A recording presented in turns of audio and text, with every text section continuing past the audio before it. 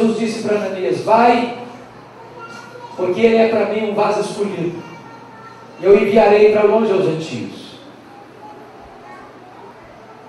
E agora este homem que é enviado por Deus, parece que estava tudo tranquilo, mas desde o começo do seu ministério ele enfrenta a tempestade. Ele vai ser perseguido em Damasco, ele vai ser rejeitado em Jerusalém, ele vai ser abandonado em Tarso, ele vai ser apedrejado em Listra, ele vai ser surrado em Filipos, jogado numa cadeia, ele vai ser enxotado de Tessalônica, ele vai ser escorraçado de Bereia, ele vai ser chamado de tagarela em Atenas, ele vai ser chamado de impostor em Corinto, ele vai enfrentar feras em Éfeso, ele vai ser preso em Jerusalém, ele vai ser acusado em Cesareia, ele vai enfrentar um naufrágio para Roma, ele vai ser picado por uma cobra em Malta, ele vai chegar em Roma algemado. Mas esse homem não está desesperado, esse homem não está decepcionado com Deus, esse homem não está amargurado com a vida. Ele escreve da prisão dizendo: eu quero que vocês saibam que as coisas que me aconteceram têm antes contribuído para o progresso do Evangelho. Não há acaso, não há coincidência, não há azar. Eu não sou prisioneiro de César, eu sou prisioneiro de Cristo, eu sou embaixador em cadeias. É Deus quem está no controle da minha vida.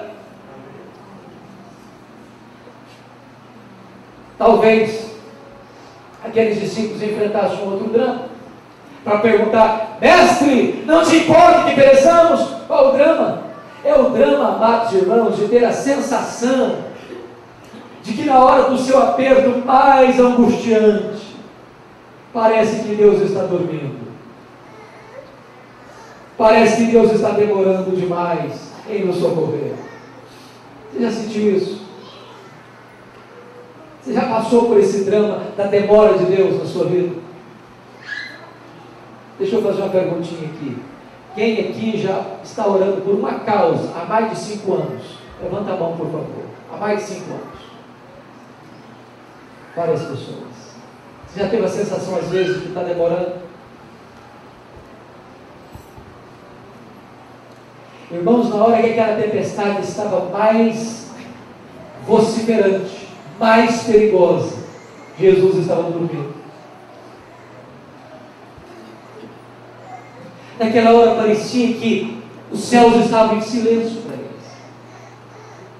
Tem hora que a sensação que você tem é essa: que o braço de Deus está encolhido, que o ouvido de Deus está fechado, e que você está sozinho, jogado de um lado para o outro, ao sabor das circunstâncias.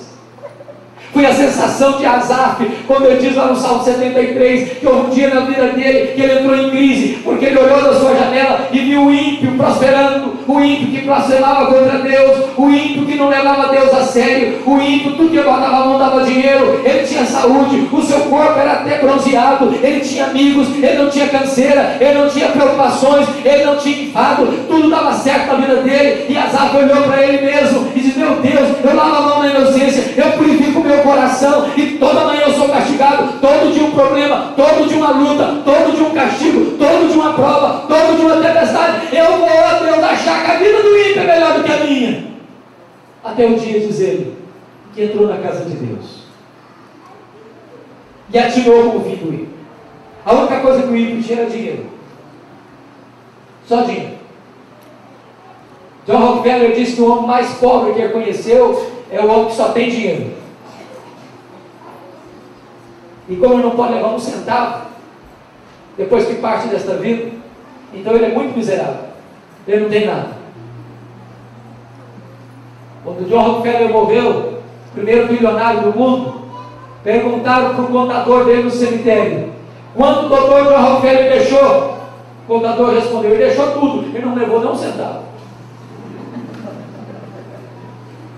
Asaf entendeu isso: meu Deus, eu tenho o Senhor, Tu és a minha herança, Tu és o meu quinhão, nenhum outro bem eu possuo aqui na terra, nenhum outro melhor eu terei lá no céu. Aí ele diz o seguinte: ah, meu Deus, mas quando Tu acordares, o ímpio será completamente desamparado. A figura do sono de Deus, a figura de que parece que às vezes Deus está dormindo, mas só aparece Deus não dorme, Deus não cochila, Deus não toscaneja, Ele é como a sombra à sua direita, Ele nunca vai deixar você. Se você percebe que parece que está demorando, é porque Deus está preparando algo melhor e maior para a sua vida. Eu fico olhando para Marta e Maria, lá na aldeia de Betânia, mandando um recado para Jesus: está enfermo aquele a quem amas. Aí o mensageiro saiu, gastou um dia de viagem, foi onde Jesus estava. Aí Jesus disse para o mensageiro: esta enfermidade não é para a morte, é para a glória de Deus. Aí o mensageiro pegou outra viagem para casa, mais um dia. Diz o texto que Jesus demorou 2 dias onde estava. No 4º dia Jesus veio. O que tinha acontecido com Lázaro? Já estava morto? E sepultado há quantos dias? Há 4 dias. A conclusão que eu chego é que exatamente no momento em que o missário saiu da casa de Marta, o Lázaro morreu. Quando o camarada chega com a notícia: Marta, Jesus mandou dizer que essa enfermidade não é para a morte. O Lázaro já estava morto e sepultado. Não tinha sentido, não tinha propósito. Mas por que Jesus demorou até o 4º dia? É porque havia uma crença entre os rabinos que até o 4º dia, um dos milagreiros entre os homens poderia ressuscitar um morto, mas depois do 4º dia, só um milagre soberanamente de Deus podia levantar um morto da sepultura. Quando Jesus foi chegando para a aldeia, Marta vai encontrar Jesus e despejando a sua mágoa, dizendo: se o Senhor estivesse aqui, o meu irmão não teria morrido. Conjugou o verbo no passado. Jesus diz: não, Marta, o teu irmão há de ressurgir. Ela diz: eu sei que vai ressurgir no último dia. Conjugou o verbo no futuro. Jesus diz: não, Marta, eu não fui, eu não serei. Eu sou a ressurreição e a vida. Eu ajo hoje, eu ajo agora. Eu tenho todo o poder exatamente neste momento. Eu quero dizer para você, querido, que se parece que Deus está demorando na sua vida, Ele não está demorando, Ele não está indiferente, Ele não está surdo, Ele não está com a mão encolhida, Ele está preparando algo melhor e maior para a sua vida. Agora note uma coisa: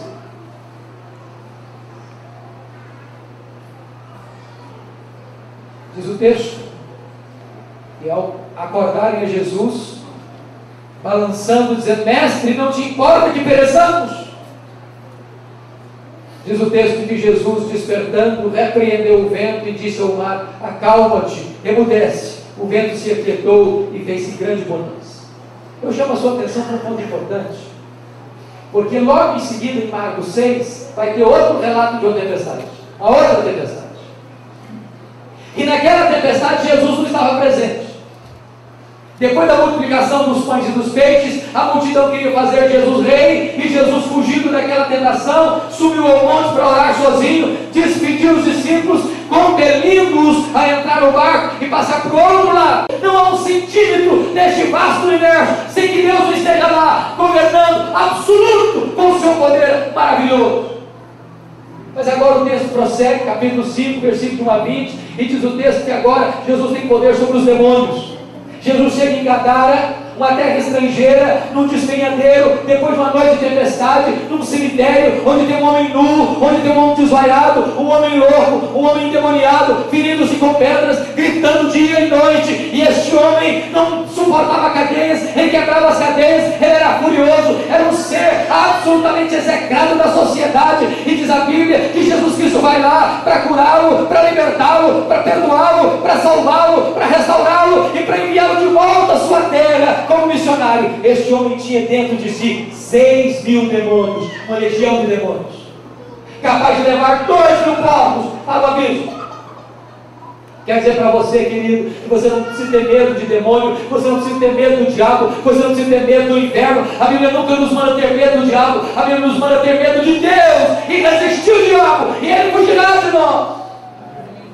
É o Senhor Deus que governa a nossa vida, é o Senhor Deus que está no controle da nossa vida, e o diabo não pode tocar-nos se Deus é aquele que nos protege, se Deus é aquele que é o nosso escudo e fortaleza. Bendito seja o Senhor.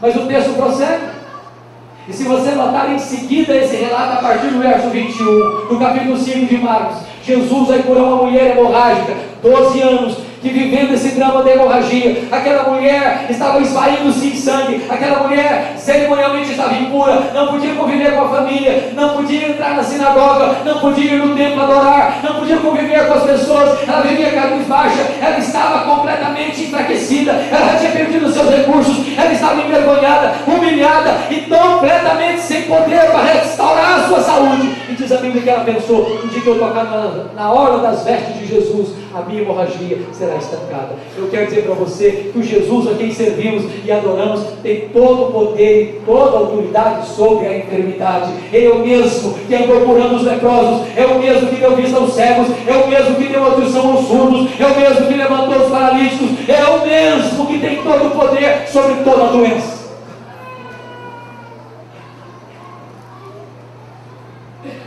Há alguns meses eu fui fazer uma visita no hospital militar em Vitória. Era no meio da tarde.